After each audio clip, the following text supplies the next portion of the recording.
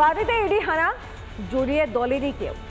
বাড়িতে ইডি হানা, 52 দিন পরও যোগাযোগ করেনি দল, কথা বলেনি দলনেত্রীও। যাদের সাসপেন্ড করা উচিত তারা দলে বহাল তবিয়তে, দলের ব্যবহারে ব্যথিত। ক্ষোভ উগরে দিলেন অভিমানী তাপস রায়। বিধানসভায় স্পিকারের ঘরে গিয়ে বিধায়ক পদে জমা দিয়ে এলেন পদত্যাগপত্র। এত করাপশন, তারপরে সন্দেশখালী, ঘরে বাইরে এত অপমান, এত অসম্মান, এত উপেক্ষা, এত অবহেলা, এইগুলো আমাকে খুবই তাড়না দিয়েছে।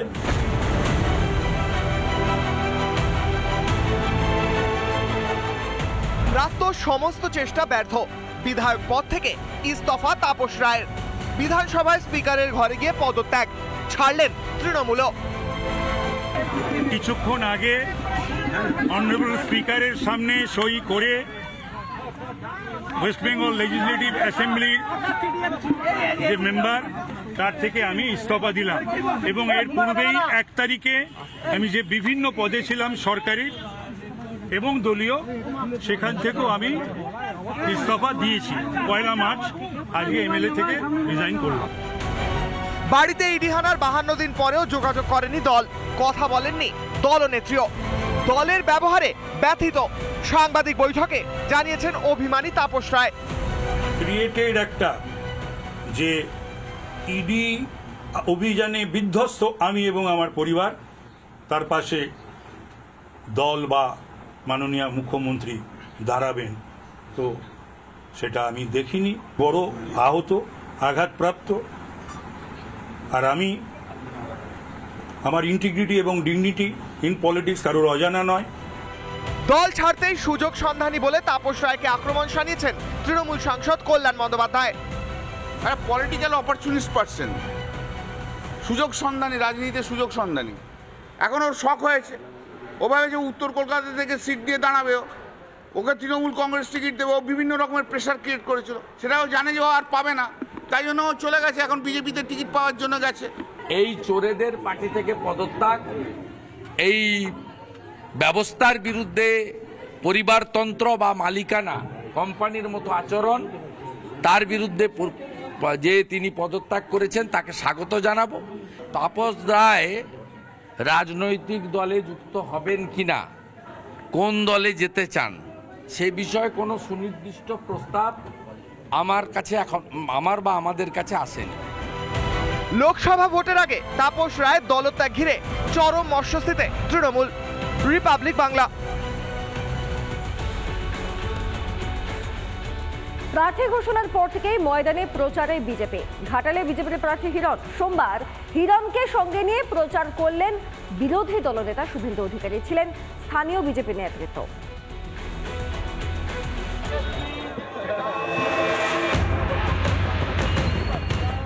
সবার আগে লোকসভা নির্বাচনের প্রার্থী ঘোষণা করে আগেই চমক দিয়েছে বিজেপি। ইতিমধ্যেই জেলায় জেলায় শুরু হয়ে গেছে প্রচারও। ঘাটালে বিজেপির বাজি হিরণ। সোমবার ঘাটালে হিরণকে সঙ্গে নিয়ে প্রচার করলেন বিরোধী দলনেতা শুভেন্দু অধিকারী। রানীচক থেকে শুরু হয় মিছিল, ছিলেন ঘাটালের বিজেপি বিধায়ক শীতল কপাট সহ অন্যান্যরা। ঘাটালে কিন্তু মিছিল করছে বিরোধী দলনেতা শুভেন্দু অধিকারী, সাথে রয়েছেন বিজেপি বিধায়ক হিরণময় চট্টোপাধ্যায় এবং তিনি ঘাটাল লোকসভার প্রার্থীও বটে। আমি একবার সেই ছবিটা আমার ক্যামেরা পার্সনকে এগিয়ে আসে দেখাতে বলবো। সেই ছবিটা দেখাই যাচ্ছে যে রাজ্যের বিরোধী দলনেতা শুভেন্দু অধিকারী তিনি যেমন নিজে রয়েছেন, তেমন কিন্তু হিরণ চট্টোপাধ্যায় রয়েছেন জেলা তৃণমূলের জেলা বিজেপির সভাপতি, তিনিও রয়েছেন। এবং একটাই বিষয়কে কিন্তু মূলত তুলে ধরা হচ্ছে, সেটা যে এই ঘাটাল লোকসভা এবার লড়াই কঠিন এবং রাজ্যের সামগ্রিকভাবে যেভাবে বিশৃঙ্খল পরিস্থিতি তৈরি হচ্ছে, যেভাবে দুর্নীতির প্রসঙ্গ উঠে আসছে, সেইগুলোকে কিন্তু মূলত তুলে ধরা হচ্ছে বিজেপির তরফে, বিজেপি নেতৃত্বের তরফে। ঝড় আছে, মোদীজির ঝড়। আগলি বার মোদী সরকার, ইস বার ফের 400 পার। প্রধানমন্ত্রীর নির্দেশ পালনের জন্য মরিয়া প্রয়াস নিচ্ছে। আগামী 100 দিন বাড়িতে থাকা, বিশ্রামের কোনো সুযোগ নেই।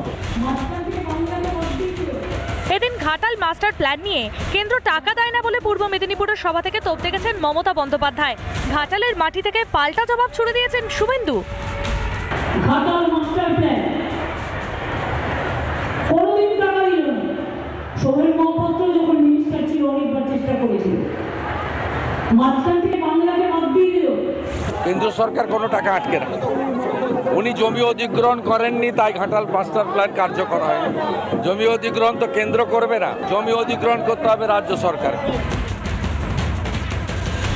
সন্দেশখালী সহ রাজ্যে 4 দুর্নীতি। তৃণমূলের বিরুদ্ধে প্রবল এই জনরোষকেই হাতিয়ার করে লোকসভা ভোটের আগে ময়দানে বিজেপি।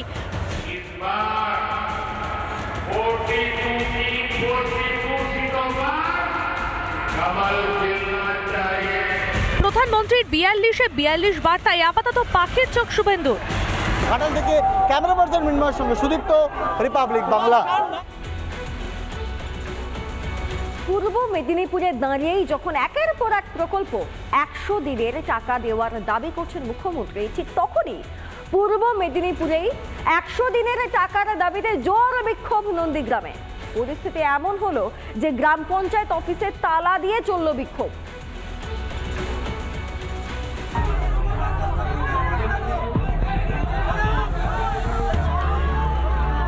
পূর্ব মেদিনীপুরের তমলুকে যখন প্রশাসনিক বৈঠক করছেন রাজ্যের মুখ্যমন্ত্রী মমতা বন্দ্যোপাধ্যায়, ঠিক তখন এভাবেই তুমুল বিক্ষোভ নন্দীগ্রামে। 100 দিনের কাজের টাকা না পেয়ে নন্দীগ্রাম 2 ব্লকের আমদাবাদ গ্রাম পঞ্চায়েতে পড়ল তালা। 100 দিনের টাকা দেওয়ার কথা ঘোষণা করেছিলেন মুখ্যমন্ত্রী। এমনকি আজও পূর্ব মেদিনীপুরে দাঁড়িয়ে মুখ্যমন্ত্রী দাবি করেন ইতিমধ্যেই 59 লক্ষ জনকে 100 দিনের টাকা দেওয়া হয়েছে। আজকে 100 দিনের কাজের 59 লক্ষ লোকের টাকা আমরা পৌঁছে দিয়েছি। আমরা বলেছিলাম পৌঁছে দেবো, আমরা পৌঁছে দিয়েছি। আমরা যেটা বলি আমরা সেটা করি। কিন্তু নন্দীগ্রাম 2 ব্লকের আমদাবাদ গ্রাম পঞ্চায়েতের অধিকাংশ জব কার্ডধারী 100 দিনের টাকা পাননি বলে অভিযোগ। প্রতিবাদে পঞ্চায়েতের সামনে বিক্ষোভ দেখান তারা, অবস্থানে বসেন। বিক্ষোভকারীদের সঙ্গে ছিলেন স্থানীয় বিজেপি নেতৃত্ব।